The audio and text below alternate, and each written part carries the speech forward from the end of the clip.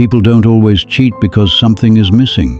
You know that, right? Sometimes everything is there, the stability, the loyalty, the peace. And that's exactly the problem. Because tell me, have you ever felt too safe? To the point it started to feel like nothing at all?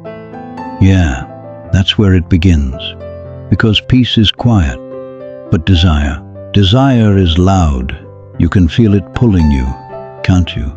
And one day, without even realizing it, you're not choosing between right and wrong anymore. You're choosing between peace or feeling alive. And here's the strange part. This isn't new. This exact feeling, this pull between peace and desire, it's been here for centuries. Now listen, you've probably heard this story before, but not like this, not from this angle. So stay with me all the way to the end. And if at any point you feel like I'm wrong, I actually want to hear your side. Deal? Good. Let me show you something. There was a woman, not just beautiful, but dangerously desired. Everyone wanted her, even the gods. And yet, she already had everything people think they want. Loyalty, stability, a man who would never betray her. Sounds perfect, right? So why wasn't it enough? Because then, someone else entered the story. Not safe, not gentle, but alive. His name was Ares, and her, Aphrodite. So, Aphrodite had everything. Beauty that made gods turn their heads, and a husband who would never hurt her. He built things for her, crafted beauty out of fire and metal, quietly, patiently, the kind of love people say they want, right? But let me ask you something. Can love still feel alive if nothing ever shakes it? Because that's where the silence started. Not loud, not obvious, just a space. A space where something was missing, or maybe something was waiting. And then he appeared, Ares, not calm, not predictable. He didn't build things, he destroyed them.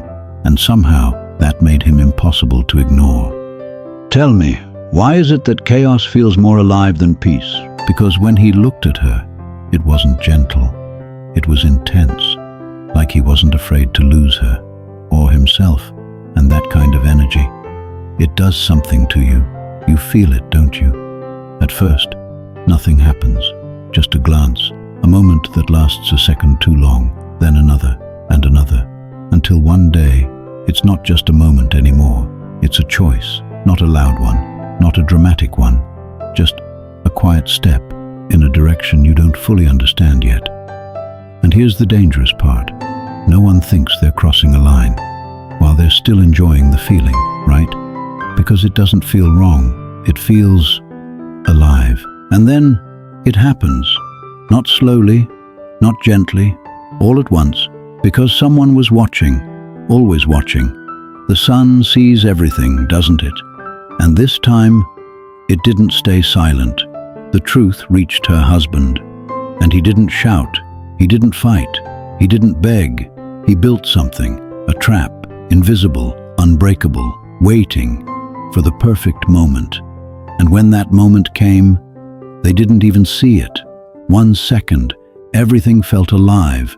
The next, they couldn't move, caught, not just in a mistake, but in the proof of it.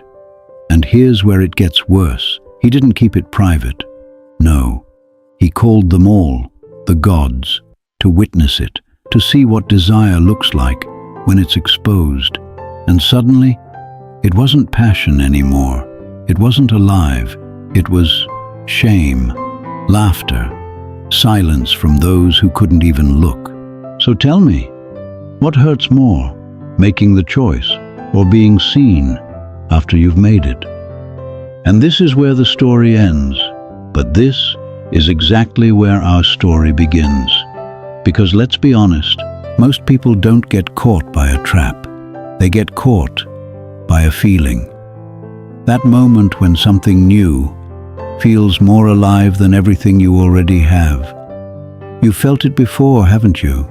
Not necessarily with a person, maybe with a decision, a risk, a version of yourself you weren't supposed to become. And it doesn't start with betrayal. It starts with a question. What if? What if this feels better? What if this is who I really am? What if I've been living too safely all this time? And the dangerous part is, no one teaches you how to deal with that moment. Because from the outside, it looks like you have everything, but inside, something is pulling you. Something louder than logic, louder than loyalty, louder than the life you built. And here's the truth no one likes to admit. We don't always destroy things because we hate them. Sometimes we destroy them because we're afraid they're not enough to make us feel alive. So let me ask you, when everything in your life looks right, but something inside you still feels empty, what do you trust? The life you built, or the feeling that keeps pulling you away from it? Because some people call that feeling truth, and some people call it the beginning of destruction. So which one is it for you?